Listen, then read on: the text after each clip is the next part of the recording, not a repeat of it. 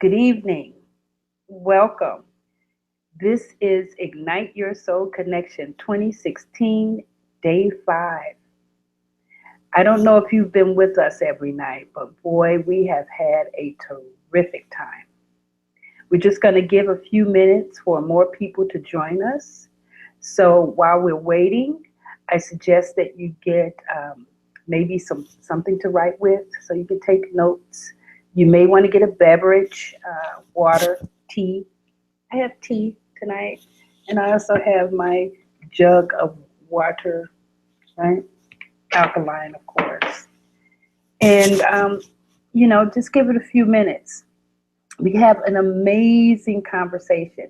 And I don't want to say too much because I do want to wait for a few more people to join us, and then we can go live. Gonna love what we talk about. All right? So just hold up a few more minutes.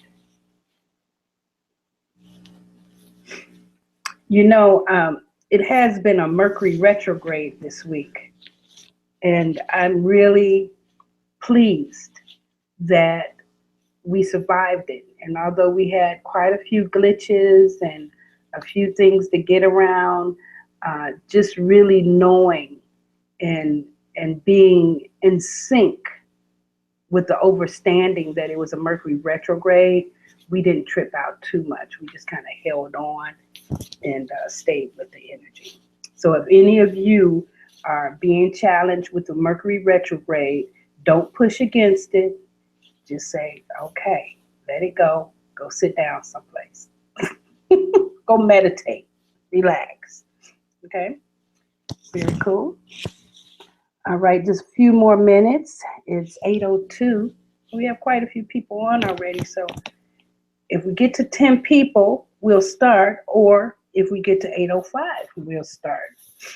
And we're going to start off by really just doing a brief recap of the week and bringing us up to Friday so that you can see that we have kind of linked everything together. And what's so wonderful about this is that you can go back and look at it over and over and over and make it make sense in your life, right? Because it doesn't make sense to have knowledge if you're not going to apply it. So you get to actually look at it until you get a clear understanding of how it makes a difference for you. Okay? Very good. Okay, so we're almost ready. Very good.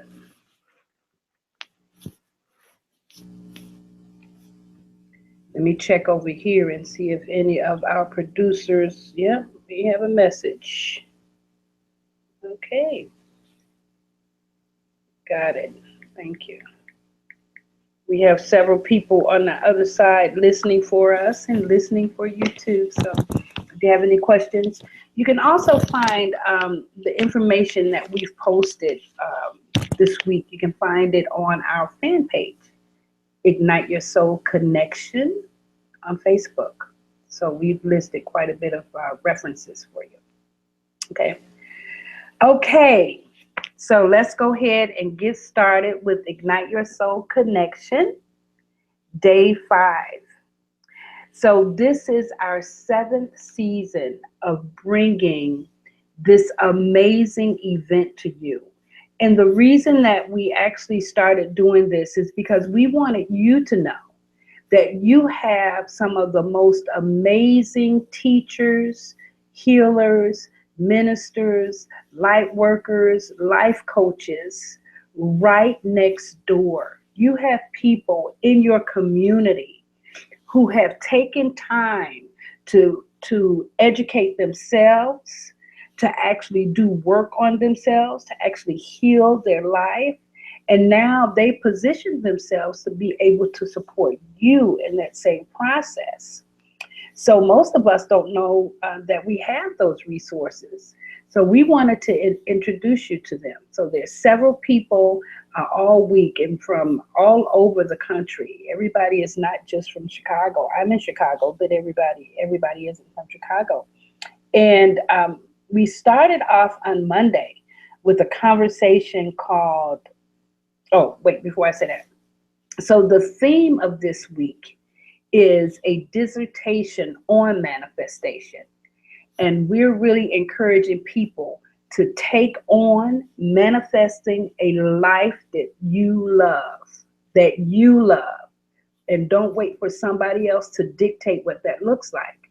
And on Monday's conversation, we had a conversation on recapitulation, purification, and self-preservation. So you have to get yourself ready, right? You have to make sure that your heart is light, you're open and ready for whatever it is you're wanting to create. On day 2, we had a conversation about desire. What do you desire? And then on 3, we talked about how do you take that desire and put it into a process called the Marv technique. And then on Thursday, we talked to the couples about Kundalini magic, how you take that desire and you add spiritual sexuality, the community of love that you find in couples and marriage and committed relationship, how you take that energy and you use it to manifest empires. And then tonight, we're bringing that all inside of a conversation of how it fits in the cosmic realm of being. So we're looking at astrology, readings, and altars. You're going to find out that there's a way for us to really connect our consciousness to the universal consciousness so that we can actually download messages and conversations based on our purpose in life, right? So we'll find out more about that when we talk to these amazing people. So we're going to start off with our vitals tonight. So the first person I want to introduce you to is my niece, Alanda. Are you meditating there? Yeah, I was meditating. So, hi, Alanda. Hello, everybody. Hello.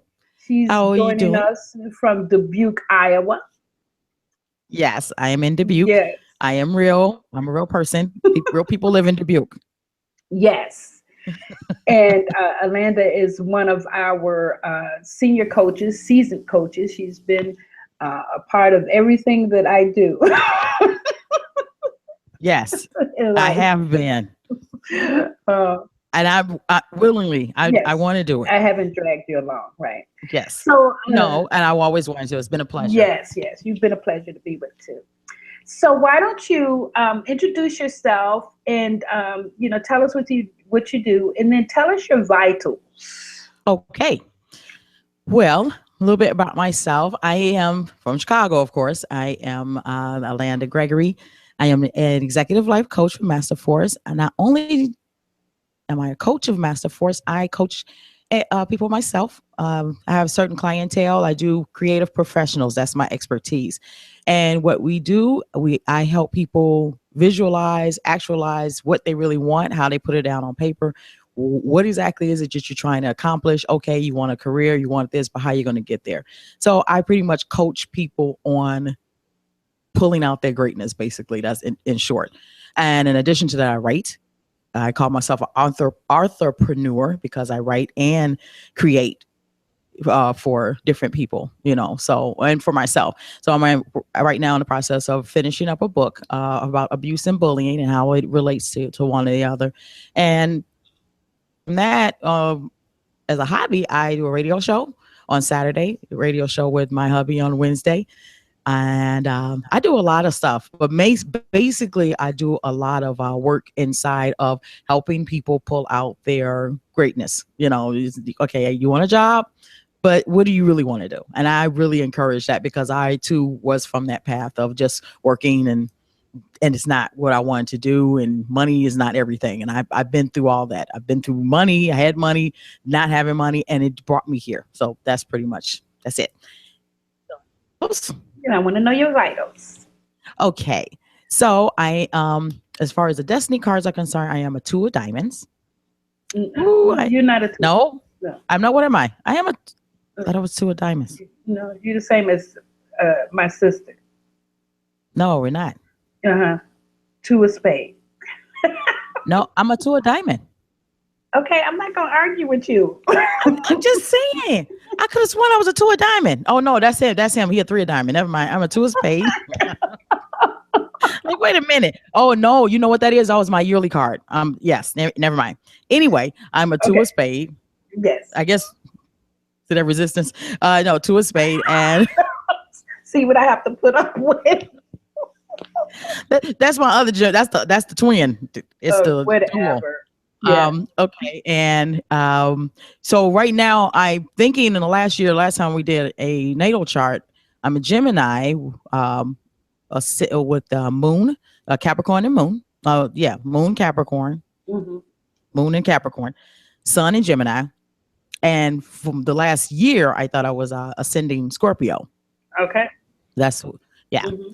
And Chinese, I'm a rooster. Really? Yeah. Which rooster? Do you know which rooster you are? There's a different type. Yeah, I'm a fire rooster. I think you might be a fire rooster. I might be a fire rooster. I was born in '69, so we're like certain years, so many years apart. I think I might be. That's it. Yeah, because I was married to a rooster. Oh wow, very cool. and then wait a minute. I'm going to throw in Timothy's. Do you remember which your Myers Briggs is? What Myers Briggs? Yes. I used to be. I used to be an ENTFJ. You only get four. It was on the, wait a minute. IN, and I remember in ENJ in there. INFJ? Yes, INFJ. That's what I am now, because I used to be an E. Okay. And now I went to an I. Yeah, Introvert. And I've been an introvert. Yeah, I've been an introvert really most of my life. I didn't realize that. Considering how I interact with people, I actually like being alone. I am shy. Believe it or not. Okay. So now let's. Hey, Thank you. I am shy. Okay. Thank you, Alanda. We'll be right back with you when we get the conversation going. Let's check in with the Glens and find out what are they vital, what are their vitals. Hello, Timothy and Jaquay. Hi. Hello. We're so happy. Yeah, I know. Coming to us live from Tennessee. Absolutely. Yes. How Country girl. warm is it there? It's kind of warm today. Mm-hmm. Yeah. Like Up and down. Like, I think it was in the 60s today. The highs of 60s today. I just love the thought of that. We go back and forth. Mm-hmm. Okay, do you ever get down to 30? The other night we got down to about 16. Oh wow, does it snow there? We get ice. Every now and then. It's not uncommon to be like 16 degrees and in the daytime 70. That's how it's just that way sometimes. Yeah. Okay. Yeah, that's a stretch. Very cool. All right. Well, thank you for being here with us. You happen to usually you're the stars of Internet Ignite Your Soul Connection. Oh my God. From the beginning, and everyone looks forward to your participation. So thank you for making time for this. It's really great. Of course. Our pleasure. Okay. So who's going first? Who's going to go first telling us your vitals? I'll go first. I am Aries sun. Ascendant is Scorpio, and my moon is Gemini. My destiny card is Ace of Diamonds. Mm-hmm. And my Chinese horoscope sign is the monkey. This is the year of the monkey. This is your year. Yeah, and unfortunately in Chinese astrology, when it's the year of the monkey, you get bad luck. And it's been a hell of a year. Well, in February, you get to change over. I do. I'm ready. I'm ready. Okay. I'm ready to hit the ground running. And then, do you remember your Myers Briggs? I believe it's ENTJ. I think that's what it was. Yeah, I can see the extroversion. Mm-hmm. I'm straight extrovert. All day long. All day. Very good. Thank you. Okay, and what about you, Timothy? Okay, well, I am a Leo, the best of the zodiac. Woo! Woo! We go in your life, I tell you. And I'm a Sagittarius moon. A lot of people don't know that about me. So you got that all of that glow take the show. Well, a blessing and a curse, right? Okay. And I am a Gemini rising, though. So, you know, I can be a little mutable. I can switch it up on you if I need to. My astrology for the Chinese is the ox. Oh, yeah. So it gives me a certain level of loyalty and stability there, you know. Yeah. Well, yeah, it comes with it, you know. Yeah. Myers-Briggs is INTJ. And it's a borderline there, you know. It seems like as I grew older, I slipped into some realm of being introverted. And it used to not, I didn't used to be that way, but it's the way it is now. And I'm just flowing with it. You know, it may change again in life. I don't know. Well, yeah, I'm an INTJ and it doesn't change. Oh, I've been an INTJ like for a very long time, you know. gotcha. I was so excited to know that it was okay for me to be a natural introvert. Yeah, absolutely. Because I love to read and study and crochet and, you know, be by myself. But now I read something recently, and Timothy, I don't know where it came from, but it said I actually need to be around people because I flourish better. Absolutely. Yeah. So I'm working on not being so much by myself. Absolutely. I'm also a 4 of diamonds, by the way. Do you remember your planetary ruling? I believe is it 4 diamonds as well? Yeah, it's 4 diamonds for his planetary rule as well. Oh, that's right. Because you're a double. Yeah, you're Leo, double. Wow. Yeah. So I'm still, you know, did a little research back again. I forgot so much, you know, when you guys came, I had to look back over my notes, and it was revealing how the wealth comes a little later in life. Yep. You know, so I'm still waiting on that. I'm looking for it. You're still opening to it. Absolutely. Well, you haven't got to later life yet, Timothy, in case no one told you. I appreciate that. You think I'm old, you know? Compared to me, you are. Not compared to me, though.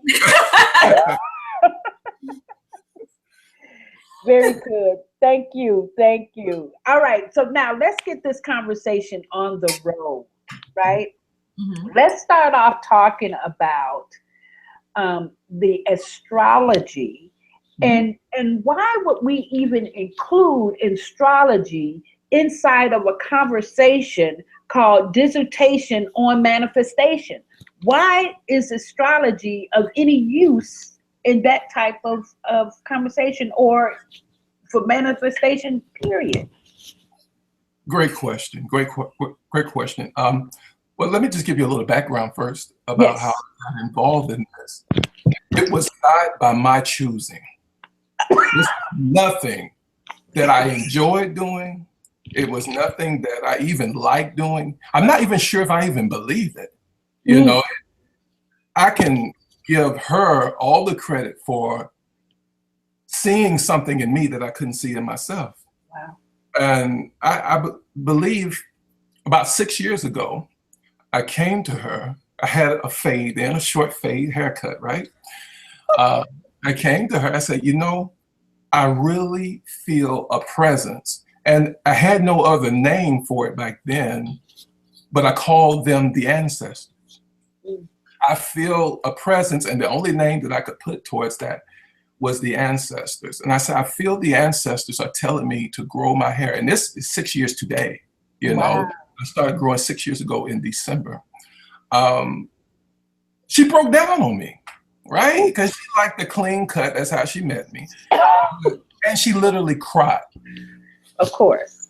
She cried. She said, but you know, a little time passed. She said, you know, you got to follow your intuition. It's always been on point. This may be the path for you. So years passed. And as I had a dream too, remember? Yeah. Before he came to me with that, I had a dream that I came around the corner of my house and he had full-on locks a year before he came to me. Wow. I just dismissed it because I was like, I don't like that. Bet not happen around here. Right. I was like, he'll never do anything like that. And a year later, he came to me. So when I remembered the dream, I was like, I gotta let him do it. He came to me, so I had to let him do it. Oh, wow. So from there, the hair grew, and as the hair grew longer, I felt a really intense connection to those voices I was hearing. So at that time, I have a friend named Heather. Heather's a good friend of ours in our circle. Every time she would come visit us from Memphis, she would always bring me an astrology book. You know, and I'm like, why are you bringing me this? Bring me something on Egyptian culture, or, you know, something, you know, that I like. Yeah, that's what I'm feeling, you know. But it was always an astrology book.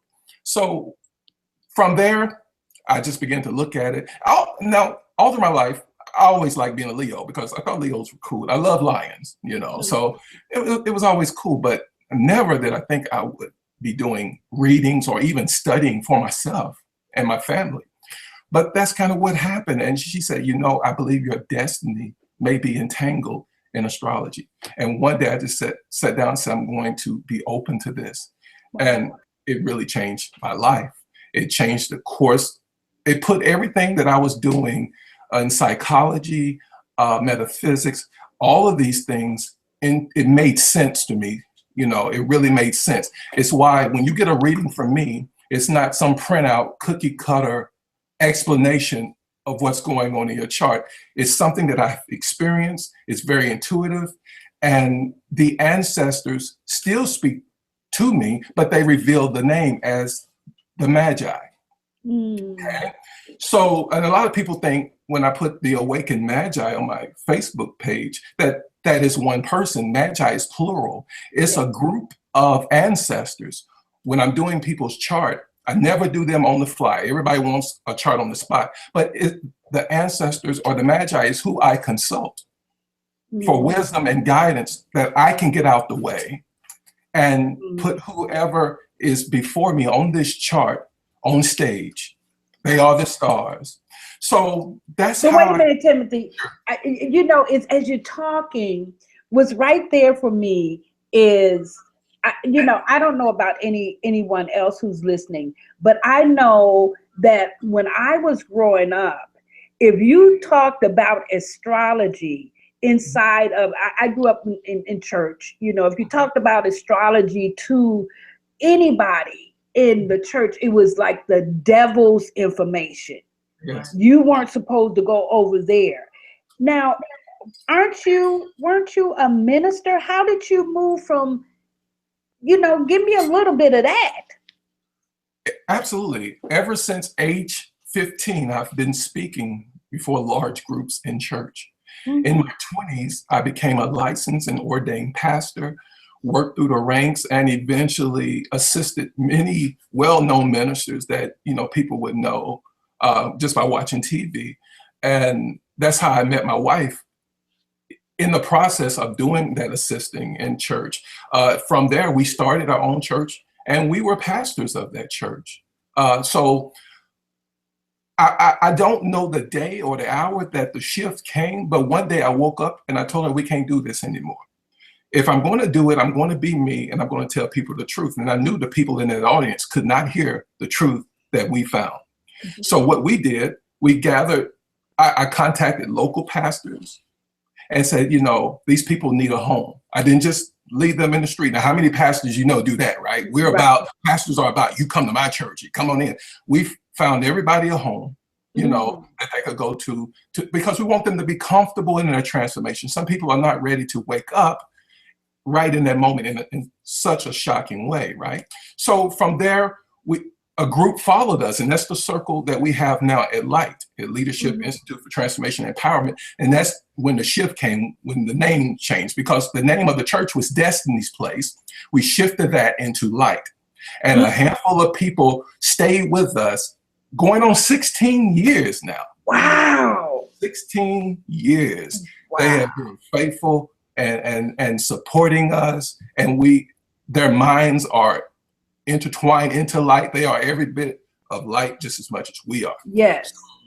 That's how, and from light, that's when we begin to explore the deeper dimensions of spirituality. And here we are now. It's funny that we're in church, but if you read the Bible, it's all about astrology. Yeah.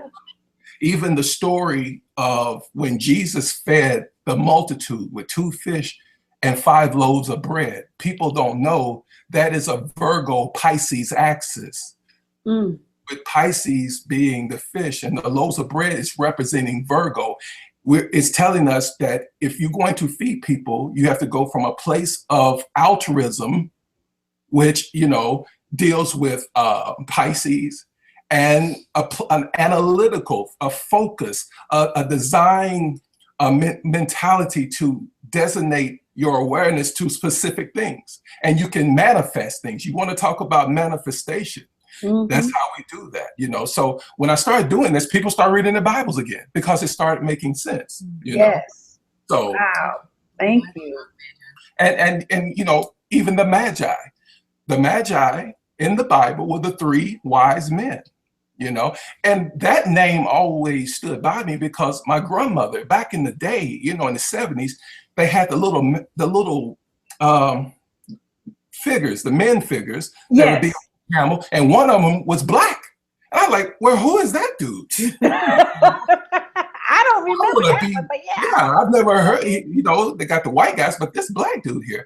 And then, I believe even at that age, the Magi has been with me.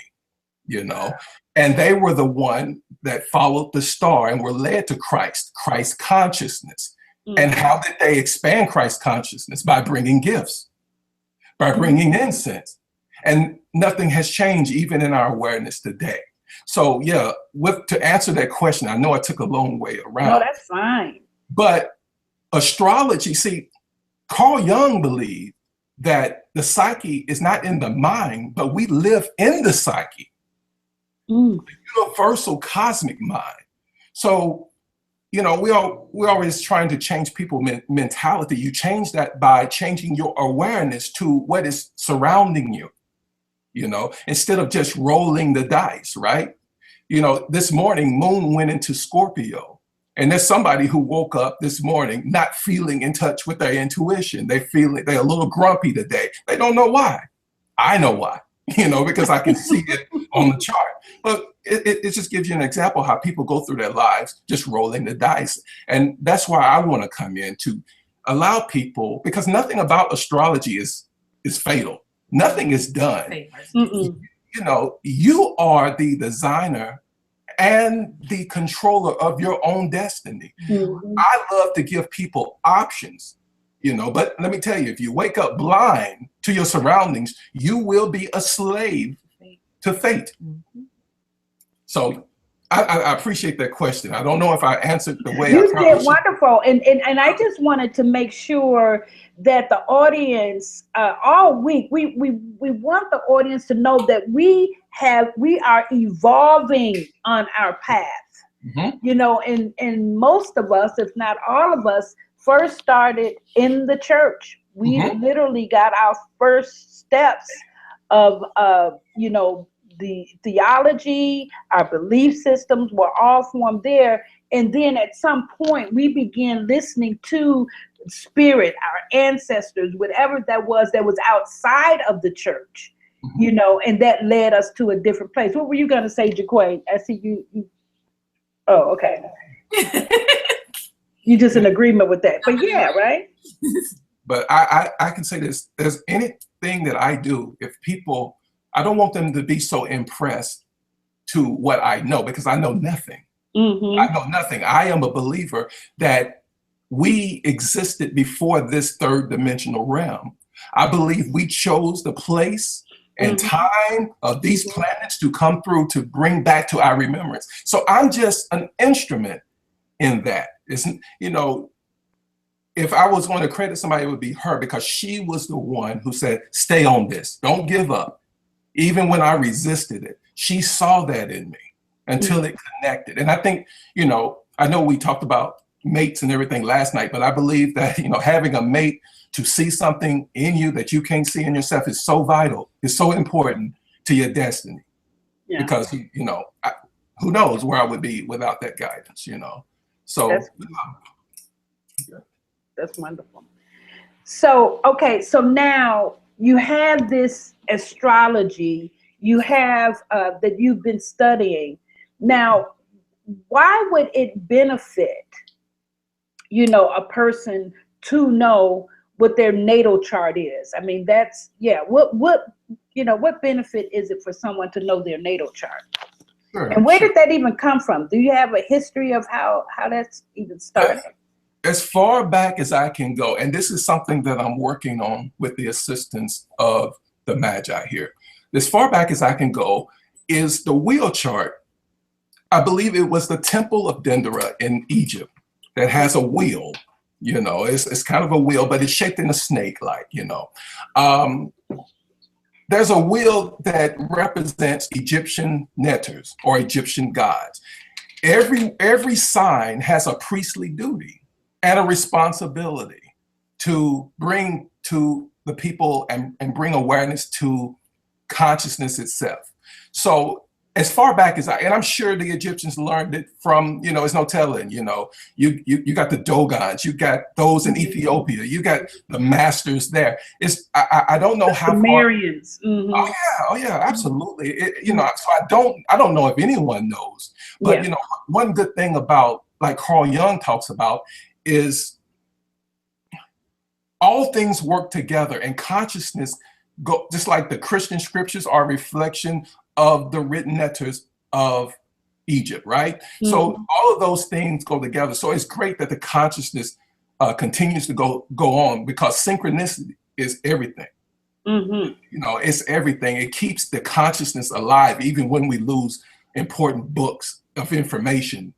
The synchronicity of information through consciousness can go on through time. So as far back as I can go, it's the Egyptian wheels that, even like in Aries has a certain responsibility in the priesthood, bringing people to the right teachers that they need.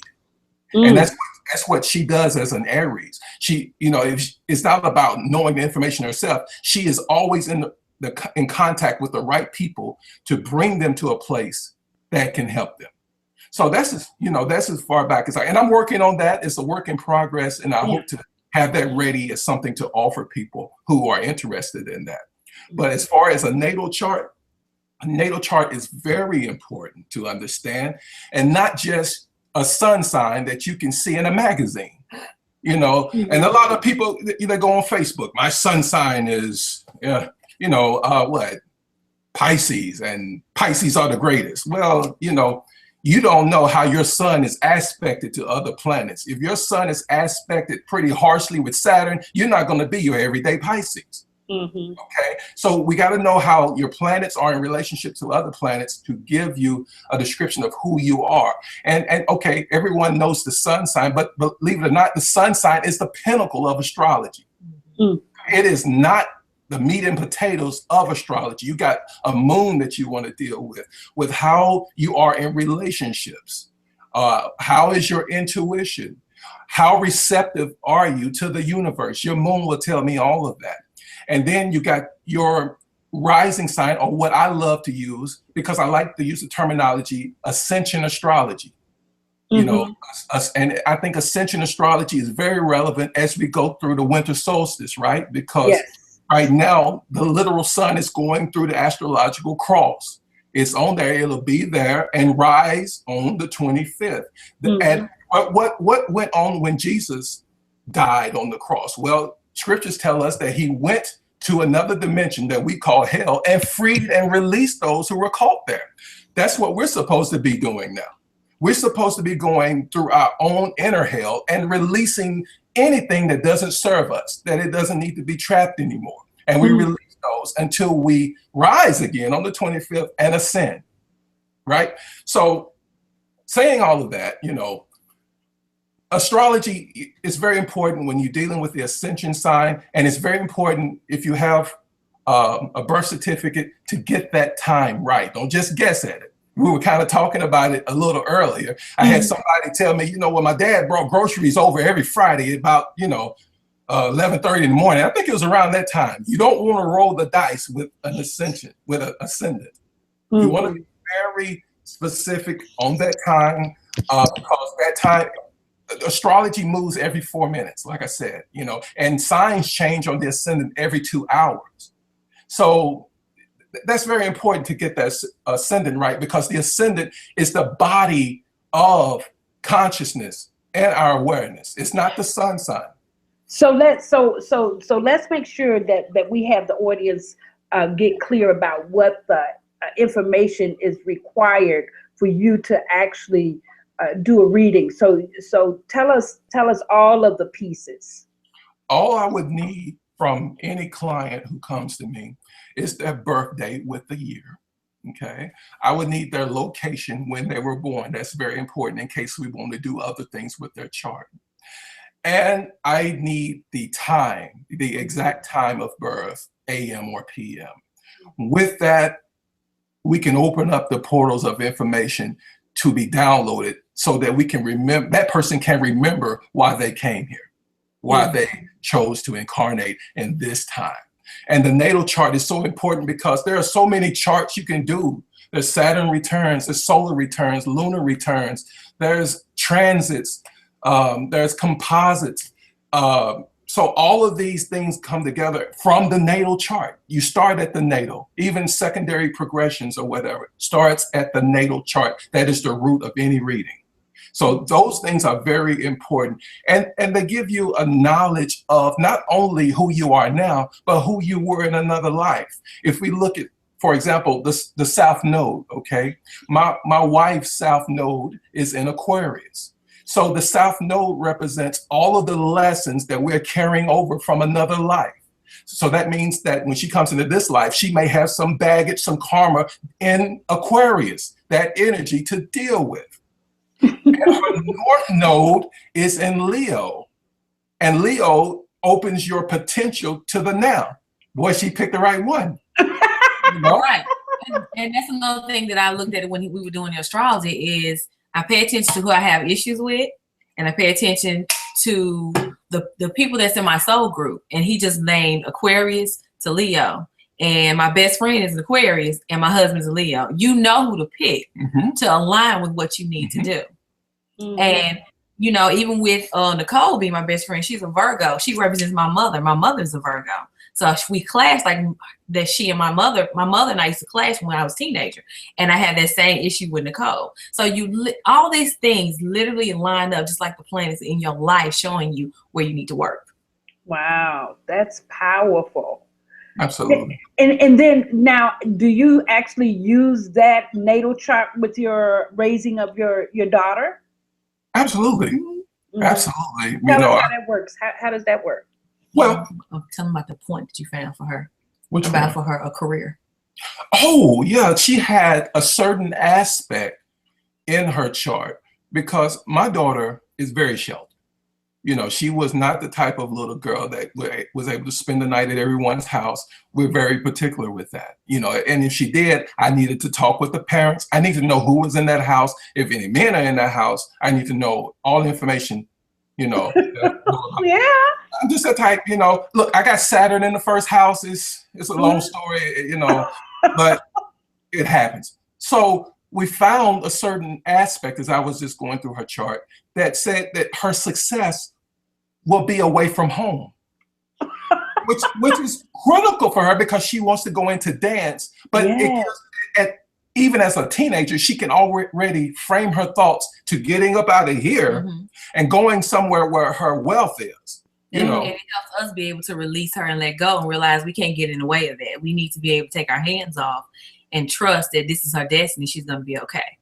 Because you know, I'm like, I want her here. I want her right here. Yeah. And when I'm looking at her astrological chart, I'm like, okay, you got to go. You got to go because I don't want to get in the way. Yeah, and that's our job as parents, as we grow with the knowledge that we're getting. Our job is to free our kids from where our parents weren't able to free us from because they didn't have that knowledge. You know, we all raised our kids according to the knowledge that we have. So we're able to give Tia a gift that she'll be able to take that and grow that and give it to her children. Yep. That's powerful. And even now I'm working on a project with her that she doesn't even know about, is looking at how eclipses, even prenatal eclipses, form you and shape your consciousness in the womb. So, you know, even while she was in the womb, the planets they were still working with her in manifesting a certain destiny. I would tell anybody, if you're a parent, if you don't want to do it for yourself, get a chart for your child, because you don't want to get in the way. You could be raising that child in a way that is totally combative to their destiny. And it just adds to more work and inner work that has to be done for them to get back on track. Because, you know, you may have, you could have a Leo child, and that Leo child wants attention. That Leo child wants to be on stage, but you're telling that child, you get out the stage, get out the light, get behind the scenes. That's not who that child is.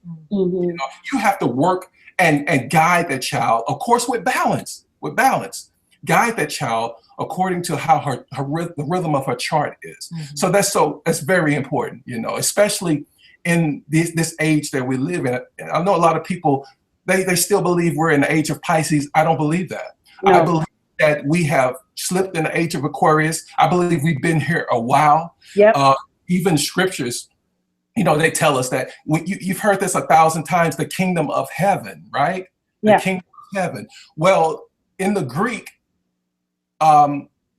word for heaven in that term is Uranus. It's spelled, let me see, I got it written down, Ouranos, Uranus. That's the planet that covers Aquarius. That's what when Jesus talks about the kingdom of heaven is at hand, that means that we have moved from Neptune to Uranus, and Uranus is all about doing things when it gets ready. You have no control over what Uranus does. It's not going to look like what your parents did. Uranus is new, it's fresh, it's innovative, and it's expansive.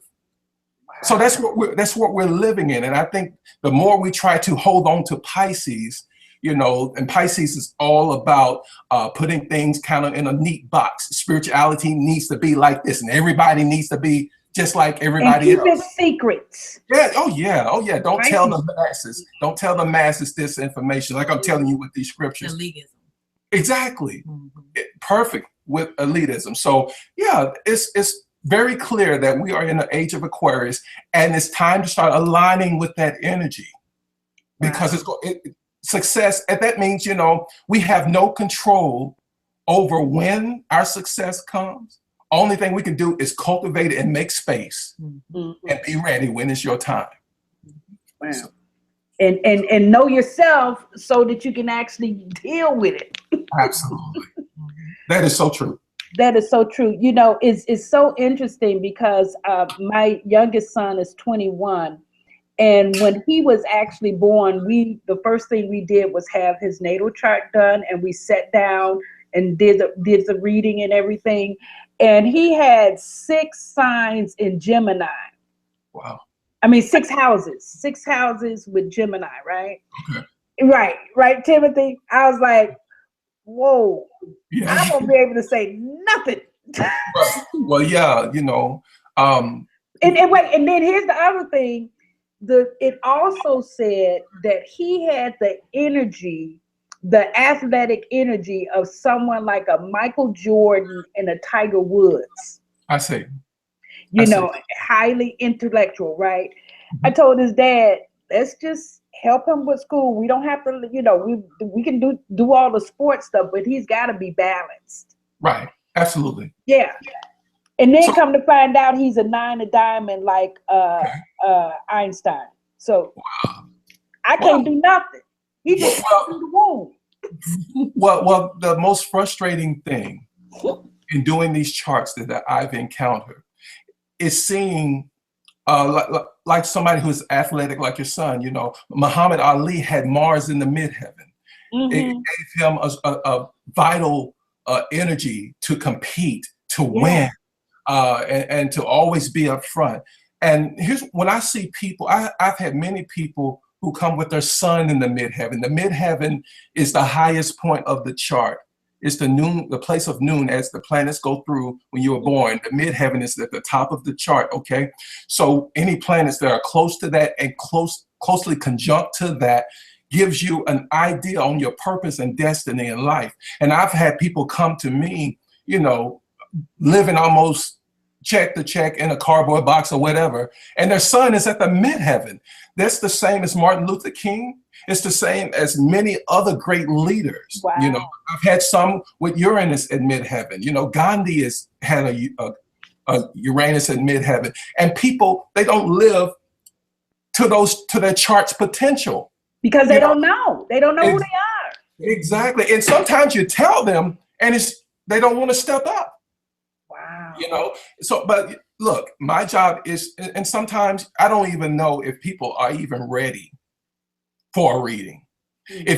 If it's for entertainment, then I tell people, find somebody else, because you're not going to be happy with me. Mm-hmm. You know, astrology is not about what are your lottery numbers or who your next girlfriend is going to be. That's not what I do. Mm-hmm. If you're ready to wake up to who you are, to understand why you chose those planets at that time, I'm here for you. But then there's a responsibility to take action on the information that is shared. Because like I said, I don't just look at a chart and in 10 minutes say, let's go. I spent hours on research and analysis to different mathematical sequences that bring all of this together for you to remember and do something about it. Mm-hmm. You know, and I don't want to waste my time, of course, and I definitely don't want to waste anybody else's. So it's important to be open, because if you're looking at this chart, and I know you thinking that you're the best thing since sliced bread, but this chart is going to tell me who you are. Yes. And if you ain't ready to hear it, then you might want to just keep reading your magazines for your horoscope. Wow. Or on your Facebook timelines, you know, just share a meme, because you're not ready to wake up.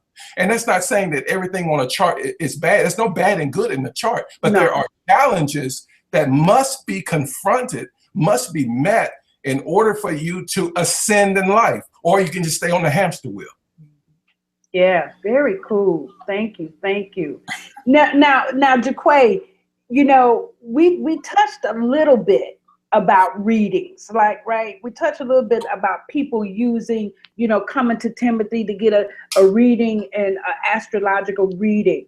Mm-hmm. How else can we use readings for people to get in touch with their intuitive knowing, or to get in touch with what they need to be doing? What other things can we do to have them know that there's another way that you can tap into the knowing of the cosmos? Mm-hmm.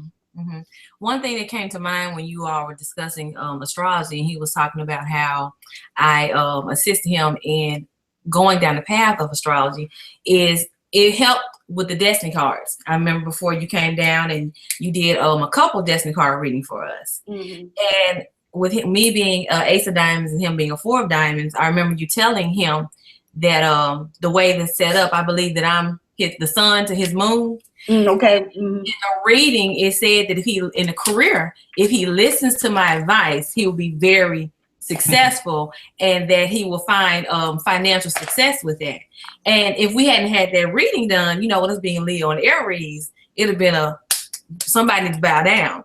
So because of that, with him understanding that and looking at that the oracle that explains the dynamic of the relationship, he was able to listen to me about, you know, baby, you need to follow the astrology. I think this is where your abundance is.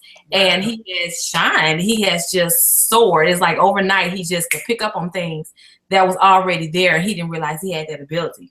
So that's one of the things, especially because a lot of us, most people are so worried about relationships. So if you want to know how your relationship is going to work, you consult the oracles. Now, I like the oracles because, you know, we are really heavily into Carl Jung, you know, when it comes to the way we do our transformation coaching.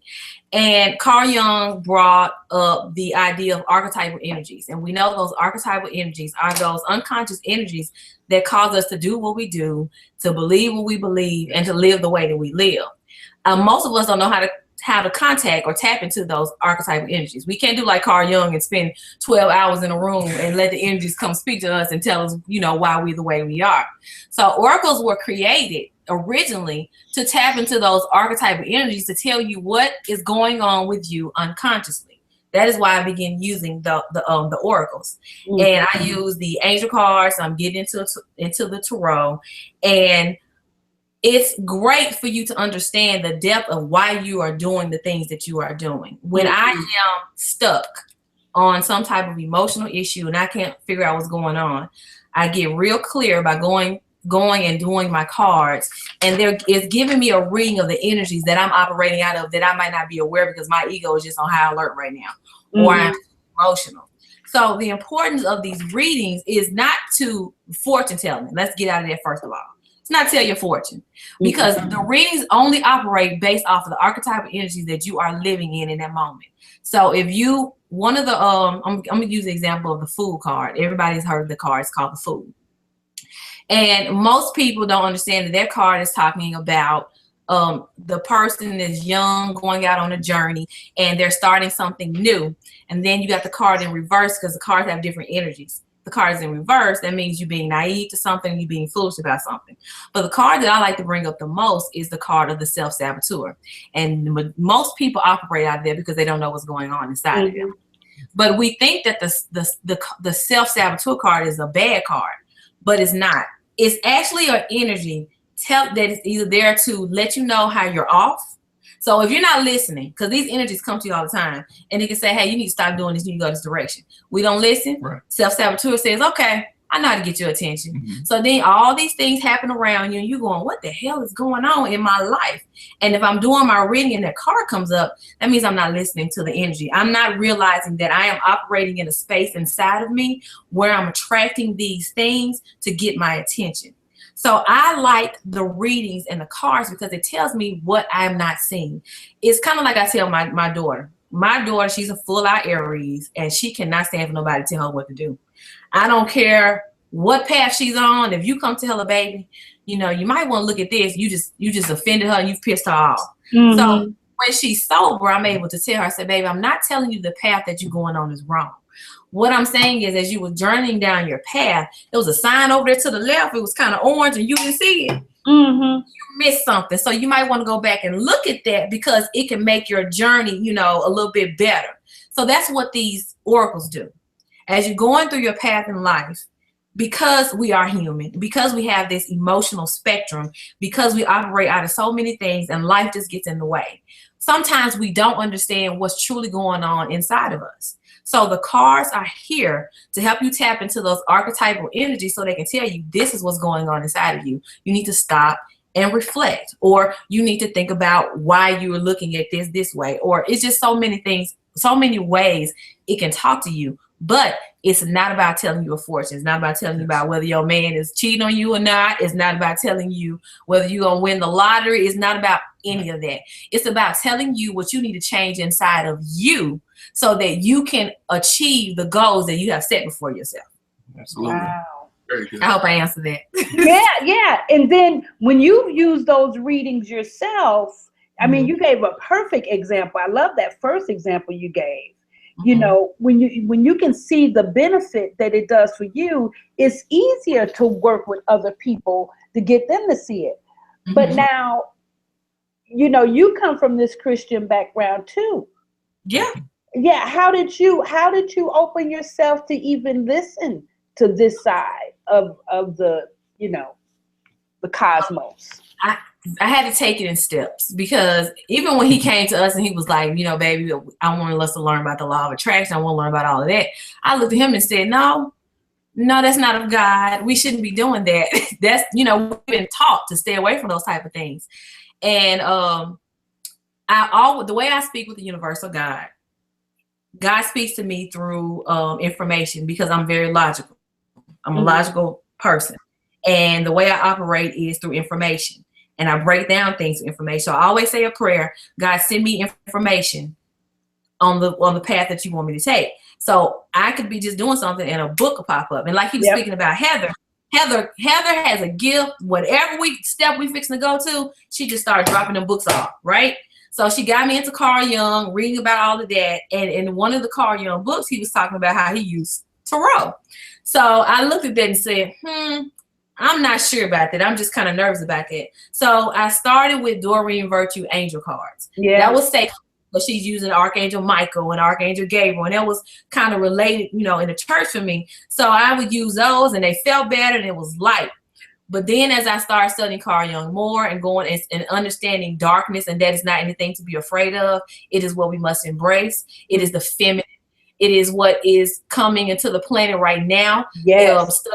Studying Cali, studying Sekert. When you told me that Sekert was one of my ruling my birthday. Yeah. I took Sekert, and she's a derivative of Cali, and putting that together, I decided to stop being afraid of darkness. So I started researching, and tarot, I understood how it's archetypal in nature. And when I began to see how the archetypes work and looking at it, and how it went with astrology, that's what really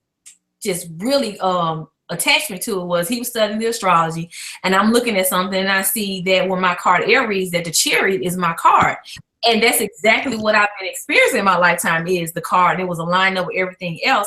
I was like, okay, maybe I shouldn't be so afraid. I said, let me do information, because one thing God does not let me do is he does not let me go down the path that I'm not ready to go down or that will harm me. And I had to learn to trust that and to trust myself, because if I think something is not kosher, I'm not going to go. I'm going to put it down. And just and trusting and studying the history of it, because we always afraid of things that we don't know about. Yeah. And take somebody else's word for it. Don't take my word. Like what I'm telling people now, don't take my word. Do the research yourself, because if you start doing some things that you have fear with, you're going to attract what you're afraid of. Yep. And I had to own that.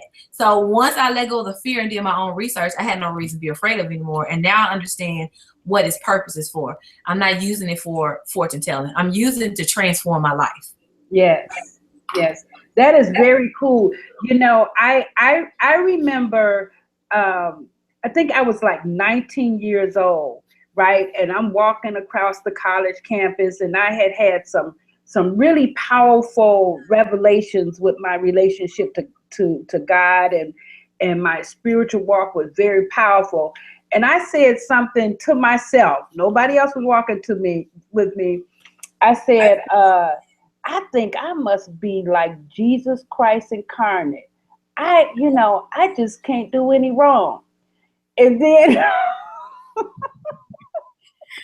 you know what come with it? You know what come with that? My ego got boom.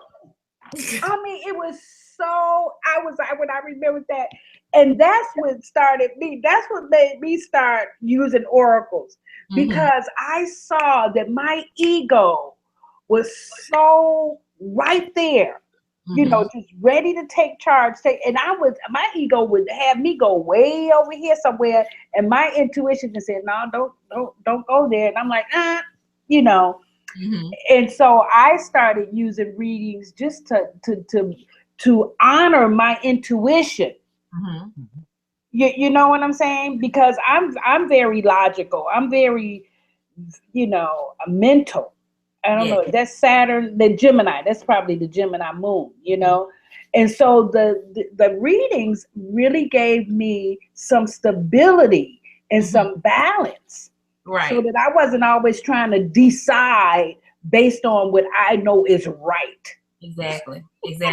And what I like to also tell people is that when you're working with the energies of the tarot, any type of cards, because you have those people who will do cards till they get the answer that they want. That's not the way to go. That's your ego. And if you're working with any type of guides, they'll let you do that so you can learn that lesson the hard way. I had to learn it the hard way. You know, you have to honor the cards and understand that what you get is where you are. And sometimes even with doing the readings for myself, I get cards and I'm like, that don't make any sense.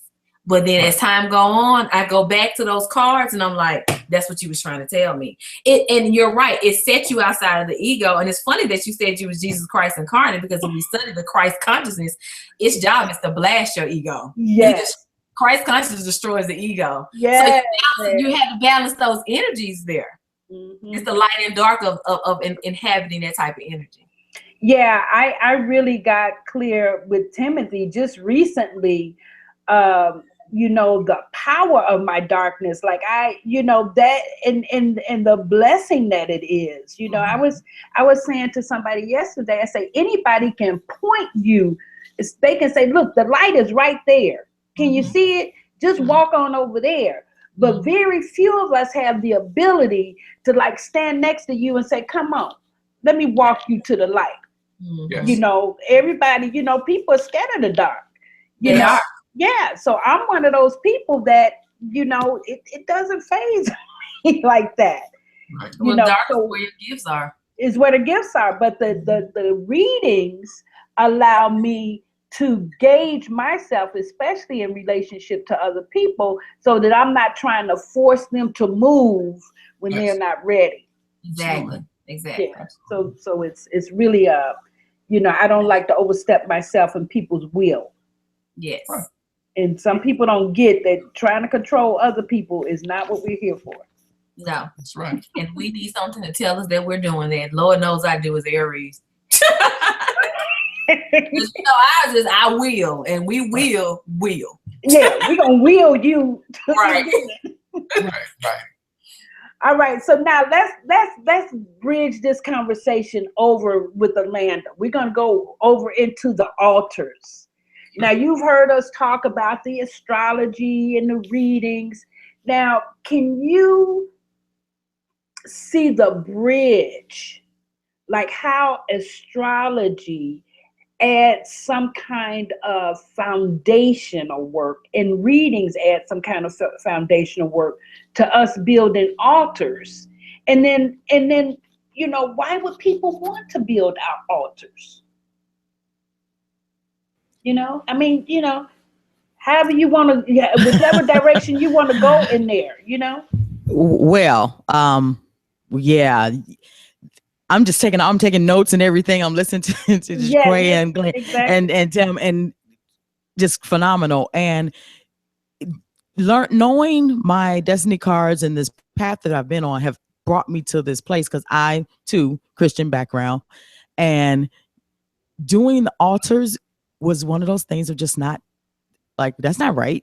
Mm. But I had to go back and, you know, looking at who I am as a person and looking at my destiny cards and looking at my natal chart and opening all that up. It took me to another place of, you, this is meant for you to do it. There's nothing wrong with it. You know, just explore. And being Gemini that I am, I'm curious. I'm going to explore. And you know what? I've already been through all these things that people call hell. Like, if hell is anything like this, I already been through it. It's just a cakewalk, you know? So I had started exploring, you know, after how this bridge into the altars. You really have to know who you are, because altars, some people, people don't even know it unconsciously. You actually have altars in your house and don't even know, especially if you have pictures and candles, and like right there behind you, that can be like an altar. You don't, you know, whatever you can put your focus or your intention into, and you go to it as a peace or as some solitude, or you put in your answers, you know, like in church, you said you put your answers on the cross, you know, take your questions to the altar, or go put your problems on the altar. It's kind of the same thing, but it's in a different context. And how I do it, like I do it around full moon, new moon, waxing time, all those type of things. And I do have pictures of different altars, and it's so interesting because 2 years ago, when I actually started putting more intention in my altars, as in like different work, like I'll journal. You know, I'll do some journaling, and then I see, okay, master teacher, we do master teacher. All right, so what do I need to release? So I do it around the new moon. It was that new moon and full moon releasing. So I would do it around the time to release, and I will get that to do master teacher several times, because listening how Tim and Quay talk about the different people that show up in your life. I had Aries people in my life, and it's like, you know, like, and then with learning this, I had to really say, okay, why are you in my life? Why did I choose this relationship for 17 years? What was this? Like, who ordered this? You know, like, I could not have. What was I doing? I know I was a premature birth. Like, what was I so in? Why was I rushing to get here? I should have been a Leo, but I end up being the Gemini, you know, whatever. So so here I am. Like, why did I come early? Like I was supposed to come at a certain time, and here I am early, 2 months before I was supposed to. So this is the lesson. This is the path I've came to. And it's funny. Wait. Timothy. Ask Timothy, why did I come early? Do we know anything about that at all? About, like premature birth? Like she came 2 months early. Does that show anywhere in the cards? Well, on a chart, believe it or not, we could do, like I said, those prenatal eclipses. We go back to the last eclipse before her birth, and that could definitely explain some challenges that would happen in the womb. Or it could let the parent know that this child needs to come out at this time because her work in the planetary alignment is just that important. So be expecting an early arrival. That's possible. Wow. Okay, see? Wow. Okay. Yeah. Well, so there. You came when you were supposed to come. I came when I was supposed to come. Like, yeah, all right, let's get it, guys. I got some work to do. Okay. No time to waste. And so coming from that and coming from all these different experiences, I even have children that show me a different side of myself, and they are different signs. I have a Cancer child, a Libra child, Virgo child, 3 Libra children, actually, so it's just, they showed me a side of myself that I hadn't tapped into, like as far as sensitivity, because I was this stone cold ego, my ego had taken over, like this is my facade, and being that this facade I had, I didn't tap into who my true self. So when we get into the altar, the altar work really opens you up, and you have no idea, man. I don't even know how to even explain it, but you have no idea what you're tapping into when you start the altar work. It's not something you have to really research. It's not a wrong or right way to do an altar.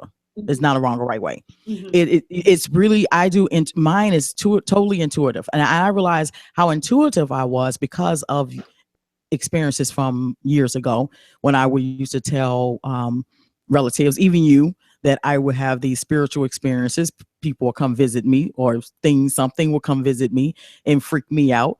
And that's how I realized, looking back, that I have this ability to tap in. And so I do altars. I have altars I have ancestors on it. The way I set my altar up, I have one that's full of love and peace, and that's my love altar. And on it has all these different things. I have have ancestors on it. I even have offerings. I have plants around. I have a tall vase of water, when I pour out. So I have a different ritual. So the altar work ties in with the astrology. You knowing who you are, knowing where you're going. The altar work helps. Is that you? That's my grandbabies. Oh, hi. Yeah. So being in this lifetime, and in this particular lifetime where you are, the only way you're going to be able to concentrate or be concentrated on the altar work, you have to know what your intentions and your focus is. And just like what Jaquay was saying, you can't just ask, for a certain thing and think that's all, you're going to get your answer right away. No, you got to be able to do the work. What is it I really need to do? If it's something I need to release, what type of thing, once you find out who you are, as far as you start working with your natal chart and you start looking at why you chose this lifetime and you start doing the work, your I'm sorry. altar. That's okay. They are assisting. They want to talk to you. They want to talk to their Mima. So basically, when you go through this, when you're doing this work, coming from that, and especially you coming from a Christian background, because like I said, if people look at and go back to their grandma's house and go back to wherever, everybody has an altar. Everybody have an altar, but they just don't know what the intention. Their intention was, this looks good, this is sacred, and it is sacred because if you have grandmother, you better not touch her mantle with her pictures on it. That's a sacred thing, but it's not so to the point they're connected, as in that is what brings me peace, because I have several altars around my house. So I have, you have different ones for different intentions. So the one I have is the main one. I have my little, I even, when I travel, I even have a travel, I have a little travel, have stones and everything in it. And I do it so to help me focus and to do, like how you do card readings. I actually use my stones to read, to figure out what is my next step. What do I do? I carry stones with me, put them in my pocket. I use this and I tap into my intuition. I tap in, pray, meditate, because sometimes your ego will like, oh, we want to go over here. And you're like, no, you need to go over here. And I've had a lot of those moments that I went the wrong way and still was protected. And now I'm in the point that when I do altar work before I go to bed, it comes, my answer comes into, my dreams, things like that. So let me make sure that people are keeping up with us, right? Okay. So what I'm hearing is that in your home, you have altars in different places around your apartment, right? Yes. Yeah, right. And that each altar has particular intentions. Yes. And so based on the intentions, you have the symbolism. You have different things to symbolize what energy you're bringing forward on that altar. Yes. And then depending on the work that you need to do, you will go and sit at one of those altars during the full moon or the new moon to bring forth some kind of resolve or some download that you might be working on, or just to release something inside of that. Is that right? Yes. And yes. And in addition to that, I take pieces of, in addition to that, because even sometimes I may not get an answer right away on my altar. So I put things on the altar to take away, just to have the harness that energy, because I would use the stones and place them around, and then I pick up whatever stone, bring it with me, and go out and go to work as a focus. And even put it like now, like is Mercury retrograde. This tiger eye came off of my altar, and I put it on because this is a protection. This is a spiritual type of protection. So yes, I do. You have to be very clear on what you want, because you can set an altar for something that's not conducive. You may want to, open up a door and don't know how to close it. You know what I mean? So it's not evil, and it's not ominous that you like, oh my God, it's so bad. No, don't be afraid. Just set up, get your intentions, make sure you're clear on intentions, meditate. You can have a meditating altar. You can have an altar before you actually get to an altar. Because you can have it set up an altar where you go meditate, light a candle, set some stones down, meditate, turn off your lights. This is where you put your focus. And in order for you to even get to that place, you have to be comfortable in it. The altar is not for you to come and, like I tell you not to meditate if you're feeling if you're feeling down or out. You need to clear yourself before you even, if you're going to meditate, be focused on what's your intention on that meditation. What is it exactly that you want when you meditate? Are you ready for the answer when you meditate, when you pray? Are you ready for the answer of your prayer? That's what you. Yeah, that's really great, Alanda. And I remember seeing something that said, believe in what you're praying for. Right. I mean, be ready for it, instead of being inside of, oh, I'm just praying, or I'm just meditating, hoping. Hoping is not the same, or even know that your answer is going out into that. Yeah. And it's just like what you're question. I'm so, I'm just still like marinating on what they were just talking about, because I've seen people get into wanting certain things and not wanting to put in the work, and their ego is so in the way that they're not ready for the work. And I've seen people they go through so much. They don't have to go through all of that. Just there's the shortcut, and it's simple. It's something as simple as an altar. You know what I mean? It don't have to be elaborate. It don't have to be a whole big thing. Whatever it is, it's going to give you that focus, and you center your attention on it, and you just want to manifest something, because there's some things you want to just clear out. Some things you got to clear out before you even manifest it. And that's what is so important with, why I really make my altars so important, because if I want to manifest something, I would clean my altar and rearrange it all over again, because it does change. I mean, it's not set in, one way. It changes often, and I think it's very important and very important. If you all been listening this whole week, taking notes, because there is a step by step. There is a reason why we did this like this all week, because there's bits and pieces that you can go from, but to totally get about manifesting, the altar is pretty much the last place of clearing, of releasing, of setting the focus, your intention, or the manifesting. That's the last place that you want, because at the time we release it. Once you release it, it's at the altar. You release it, it's gone. I have, like I said, I have little different things that I have, and I do, mine is a little bit more in depth, because I do get in touch with the ancestors. I do have certain focuses that I own, certain deities that I do work with, and so I use a lot of different things. So whatever it is I need right then at that moment, and what answer I need, that's what I use. And so it can be anything. It can be juice, it can be fruit. It depends on what exactly is it at that moment that I'm looking for, and what answer that I want, and what is it that I'm looking for, or answers I'm looking for. Wow. Alanda, that is very powerful. And I know that we're going to post pictures for people to see different altars. One of the conversations I want to have that may be beneficial for people is creating altars for those dear ones who have transitioned.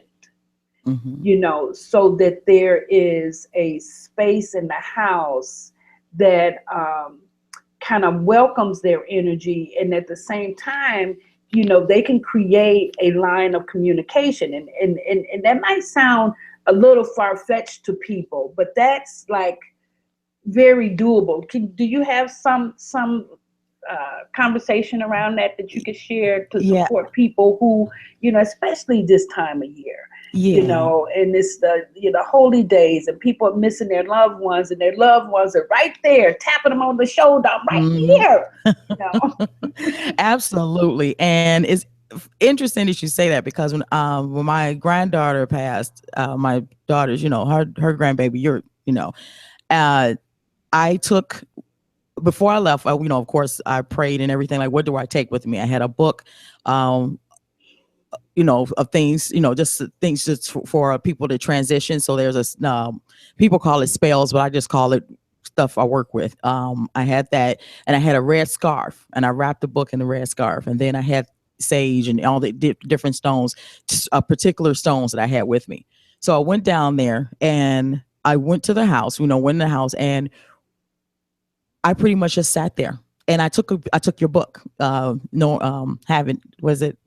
Patiently having waiting? it all. No, not patiently waiting. Your poetry book. Loving it all. Loving it all. And in the loving it all, there was a poem in there, and it resonated about the young master teacher. And I read it, and at that moment, I felt Layla presence. And while I was standing there talking, and listening, she said, and I heard it as clear as day. She's like, "I like your scarf. I want that scarf." Wow. And so I came out and I gave it to her. I was like, "Hey, Layla wants this scarf." And they just looked at me. and I did not know it. That day, her dad changed the colors, because he said red was her favorite color. Wow.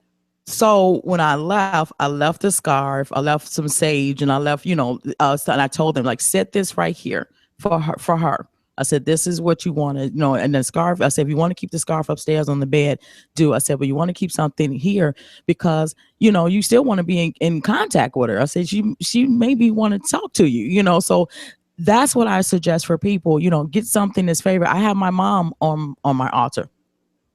That's pretty much the only physical thing I have of hers that after all these years, I have her picture, and I put things around, like perfume, that I know that she would like that reminds me of her. So that is what I do. And when I'm ready to, like if something's going on, my office used to be in that room where the altar is. And I remember just sitting and talking and just wanting to hear something. And there was some music, and like, okay, I turn some music on, and the song on Paradora come on that she used to love. And then something else, and then at that moment it get quiet, and then I would hear her speak to me. So that is what I would suggest. Like, remember what's the favorite of theirs, get like candy, sweets, even if it's liquor, because I keep liquor here because I know there's certain people that's not here anymore like it. And if I want to get in touch with them, I pour out a little glass and pour the liquor in there. Who ain't here. Yeah, for the ones ain't here. And if they want a little bit of little something when they come back, I'll put it on the altar for them to come have some. And that's how I invite them in, because before, you remember years ago, I was scared. I don't want them seeing, I don't want them coming here. Don't leave me alone. I don't want to talk to you. Why are you talking to me? So that's what I would suggest. Just be open to the presence of those that have moved on to another dimension, to just know that they're still here, and they're here to give you help. They want you to remember something, a conversation that you might have forgotten about. Be open to that. And that's what some of the altars, there's different types of altars. You can have altars for your loved ones that moved on, there's different ones. But if you definitely want to do that for the ones that moved on, get a picture helps. And then something that they like, a piece of clothing, fruit. Like I said, liquor. I have liquor, I have fruit. I have all different types of things. If I wanted somebody, I would just set it out and be like, okay, I'm ready to talk to you now. Wow. And and I have some that come in my dream too. And that's another story. Right.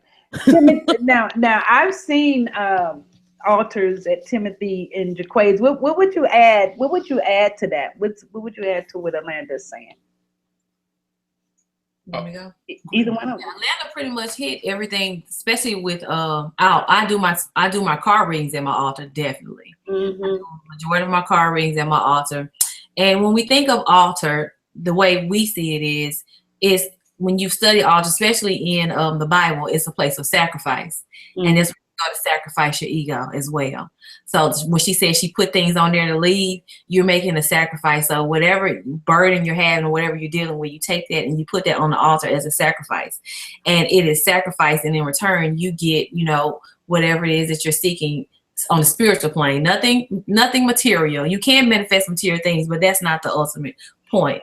Mm-hmm. And I do what Alana said. I have my Uncle Charles. He passed, and my Uncle Charles is like a father to me. So I have his picture on my altar, and my Uncle Charles loves Werther's Original candies. So I put those candies on the altar when I want to speak to him, and he speaks to me like that too. Somebody just walk up to me and hand me one sometime when I'm having a hard time, and I know that's his energy doing that. But crystals. I have plenty of those. We got a lot of those. Crystals, my readings there, meditation, prayer. Like I said, we use altar as a place to be altered. That's what that's the purpose of altar, is where you go to be altered. It's your sacred space in your home. But she did bring something that really, I didn't think about it like that. She said all of us have altars, even though we don't try to. I remember when I was younger, my grandmother had this little stand in her house, and it had this Bible on it with these gold leaf papers on it. And it would be there, and it's opened up, and you didn't touch that Bible. That Bible was a sacred space. So I didn't even think about it like that, as that's being an altar. And then my other grandmama, she has a dress in her room that's full of angels. She just got angels all over it. And she has this attraction to angels. So, I didn't think about it like that. So they gave me a different perspective. I appreciate that. Wow. Very cool.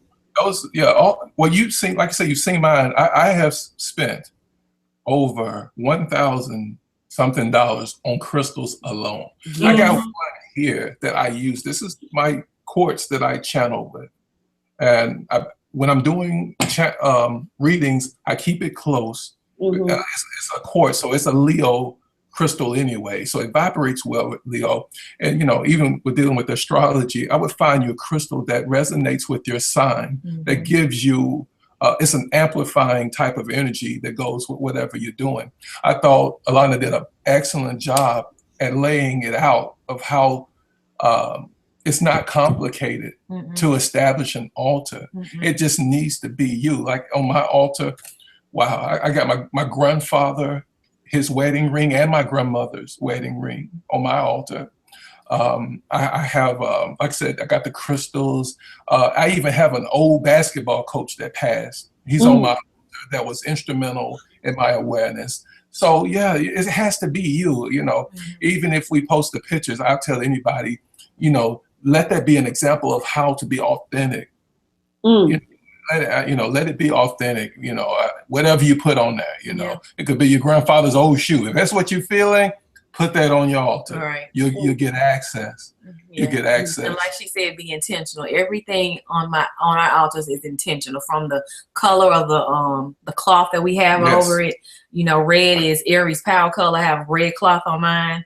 He has gold for his, which is Leo's color. Right. Now, we weren't thinking about that when we did it, but you know, it just worked out like that. So just be intentional of where you're putting it. So I do want to ask Alana this though. You said you have altars all around the house. Do you practice feng shui?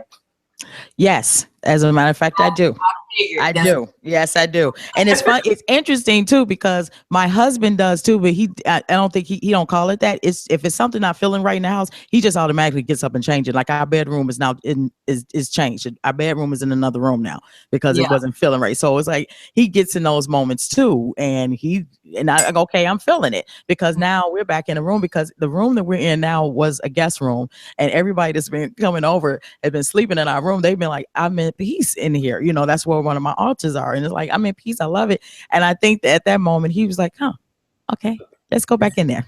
We're going back in there. You know, so it's starting to become, now it's starting to feel right again. And another thing when you talked about things being intentional, I am one of those type of people that even with my jewelry, I'm intentional. And I have a pentagram that I wear, and you know, I get kind of looks I get when I wear that. And it's not the pentagram that everybody think it is. It's the one with the elements. You know, like it's two different ones, y'all. You know, but it's the intention put in it, and people have to understand that it's, you know, you have to stop, you know, take away all of the judgment of what you think is wrong and all of that. Go with what you feel is right, because and this explore. I'm a Gemini, so of course I'm going to say explore.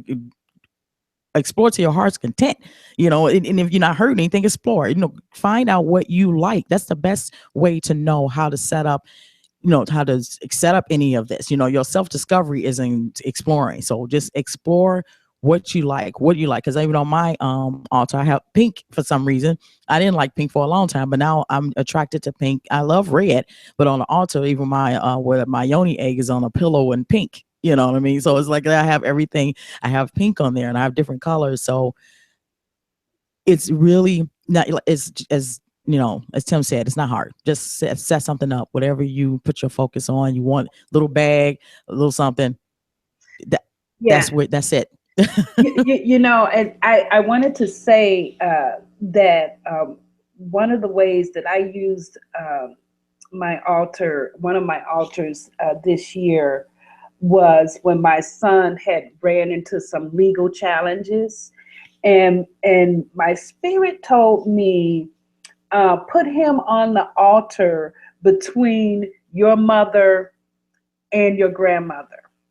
And so I took his picture and I put it on their altar in between, and then I lit a candle, and then I also wrote his name and put it in a crystal bowl and poured some honey over it.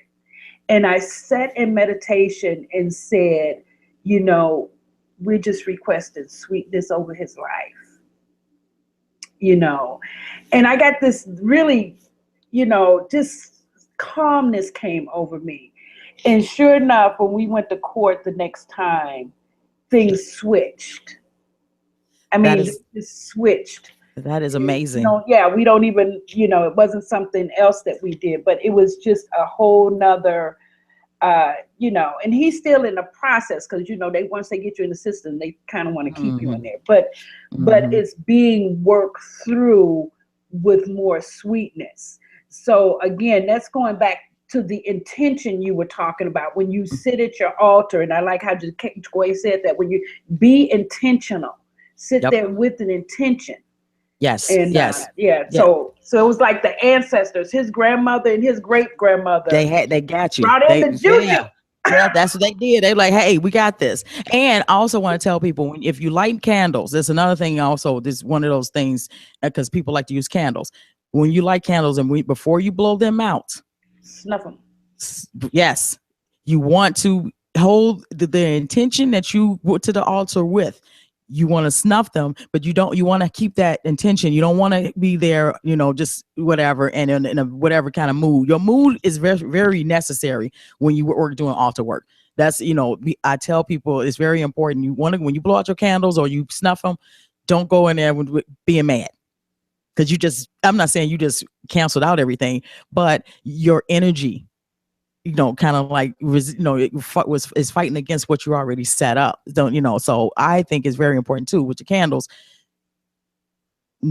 Some people blow out their candles, some people snuff them. I say snuff them, but I know people blow out their candles. Mm-hmm. Blow out your candles with the intention, with like, so it is. Yeah, like you said, Ashe, amen. Yes, because it's like, that's it, because you want to know it's done. It is finished. You don't want to go there and be like, whatever. And it's just an automatic response. You want to be, it is finished. And that's what, to me, that's one of the, I always want to throw that in there because, intention is everything. Yeah. Thank you so much.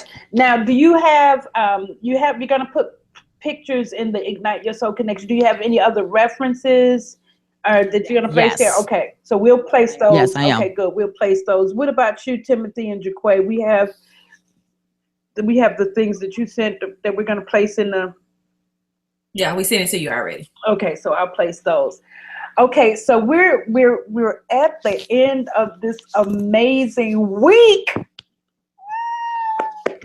and I just want to acknowledge all three of you for just being people in my life that, you give so much to me and my sanity that I don't even know, sometimes, I say to the universe, I must have did some really good things to have people like you all.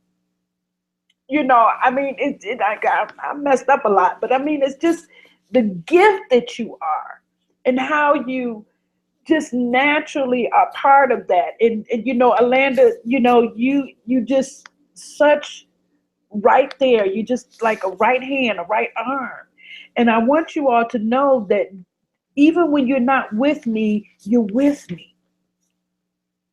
And it makes such a huge difference to have that type of energy in our space. And I just love the work that we're doing together. And I just thank you so much. And I want you to know that I don't take it lightly that you would spend your Friday evening doing this and that you would do the research and whatever it takes for you to prepare. I know that it's not lightly. And this is a gift that we give. We're giving this gift to our community. And it means something that you would actually honor that with your time and energy and attention. So thank you. And with your last words, I just really want you to let people know where they can find you. If they have any questions, what they can do to, look at you. And then Timothy, make sure people know how they can reach you to get readings, and Jaquay, how they can reach you to get readings, because we want tarot. I love tarot cards. I can't do tarot readings. So, we don't want to know how to hook up with us. So let people know how to find you guys. Okay. Well, right now, the easiest way to do that is to go to my page, The Awakened Magi, on Facebook. Okay. And if you're on Facebook, you can just go there, like that page, inbox me through that page, and that'll be fine. Or you can email me at timothyglenn@charter.net.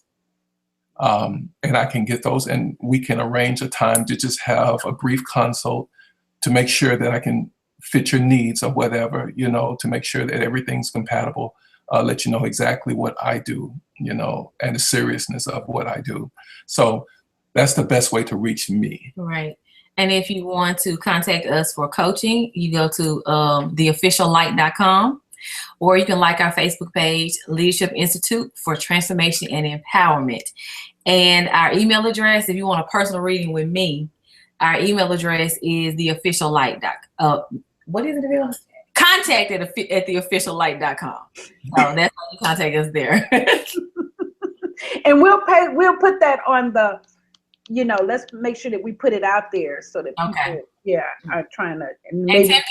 And Timothy is not saying, though, we're running a New Year's special until the 1st on his astrological chart. So if you want to get them in at a discounted price, you better hit them up before the 31st. Okay. There you go. And just on that note, the reading that Timothy gave me this year really made a difference for my Saturn return, and it's helped ground me and I literally have to redo starting in January. I'll create an altar inside of a lot of the information that you shared, and that reading made such a huge difference. I didn't know that I was born during a Mercury retrograde. Wow. Okay, now you know why that makes a difference? Because I be tripping and falling. Sisters don't want to be knocking their teeth out. Right. Timothy goes, now I have a Uranus retrograde too. I was born in Uranus retrograde. And Alana has a Mercury retrograde natal as well. Okay. Cool. So it's some things that you have to do to ground that energy. Mm-hmm. Right. Okay. So, on that altar, I would like for you also to do something for abundance. Yeah. Oh, yeah. Because as a Capricorn, that's why, see, when you and Greg were the only one on that broadcast, it made sense. Y'all were talking about manifesting desire. Yes. Capricorns bring in abundance, baby. Yeah. So y'all were on there together, and y'all birthdays on the same day. That didn't for any reason. Y'all, that energy y'all put out there together is an energy of abundance. So do something for your abundance. And Mercury is in retrograde right now in Capricorn. Yeah. Which means that, it's not going to disrupt so much as mechanical stuff, but it is going to disrupt the blocks that you have to wealth. And what is in Capricorn. So it may be a certain seriousness, especially if you are a Capricorn. It is an intense time to get this right. Uranus is in retrograde as well. So right now, both of those can work together for that type of empowerment. So I would get busy with it. Yeah.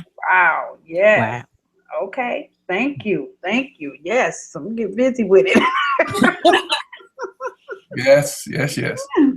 Okay, Amanda, let people know where they can find you and Okay. Well, you can go to my website, GoldieLovesYou.com, and you can click on subscribe, and then I will get in touch with you. You can email me or subscribe, or you can go to my fan page on Facebook, Alanda. Just one word, Alanda, and you can find me there. So you can subscribe to my blog, my Love to Love You blog. And I will be more than happy to assist you because I am into the coaching wellness. I'm in the wellness and coaching right now because I stopped doing a lot of the other type of coaching because I'm into now like, hey, we got to get this together before we go out there and do all that. So let's bring it in, so I have a lot of business clients that are now wanting to come in before they go out. So they're coming back to the drawing board. So that's what I'm into. That's what I'm doing now and I'm writing. So hit me up, GoldieLovesYou.com. Love to love you. It's on there. And I can, I have different things going on. I have a workshop coming up. It's free. For the first 21 days, it's a free workshop on leading you into your own leadership. So I put that information in the. Wow. Well, thank you. Go ahead, Timothy. I heard you say I was going to tell Alana, she mentioned wellness coaching. She has an overwhelming amount of planets in her 6th house that she needs to talk to me about. Oh my goodness. So 6th house is the house of wellness and service and how Here we go. Yes. That's what I'm talking about. Quit playing games with me, Alana. Oh my goodness. All right, you all, everybody. I wanted to ask you, what's in my midheaven? You know what? You told me before. I was like, I remember something was good in my midheaven. Hold on. I'm going to find you right here on my chart. Hold on. I was like, Hold on.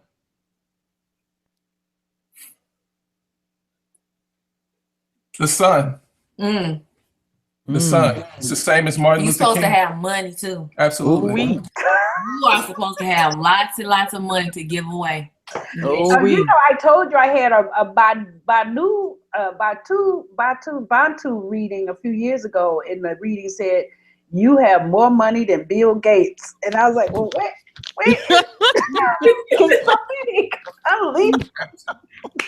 your money comes through corporations. You got to start focusing on that. Yes, this is the work that I'm going to. Okay. Wait, let's end this. Right. We're just going on. We just having a good old time. Thank you. Right, we start flowing over here. Right. So yes, we'll Atlanta Right. will call you. I will call you, and we'll go build corporations and altars. That's right. You all was about to go into Ignite Your Soul Connection after hours. Hey, there you go. So thank you everyone for joining us this week. You'll be able to go back and review all of these broadcasts. And we want you to know that we do this because we love you. And we're committed to the well-being of our community. And that's where we hang out.